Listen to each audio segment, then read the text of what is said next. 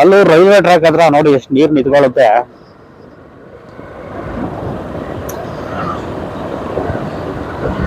Road ಮಾಡ್ತಾರೆ, road ಮಾಡಿದ್ಮೇಲೆ ಅದು ಎಲ್ಲಿ ಏನಾಗಿದೆ ಅಂತ ಚೆಕ್ ಮಾಡಲ್ಲ, ಹಂಗೇನೆ ಬಿಟ್ಬಿಡ್ತಾರೆ.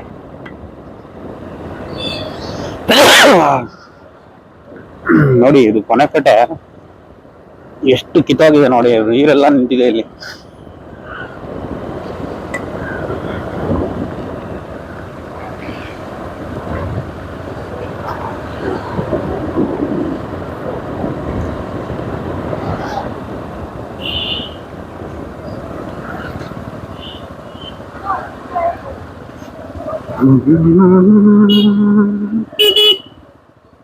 ಕಿವಿಯಲ್ಲಿ ಫೋನು.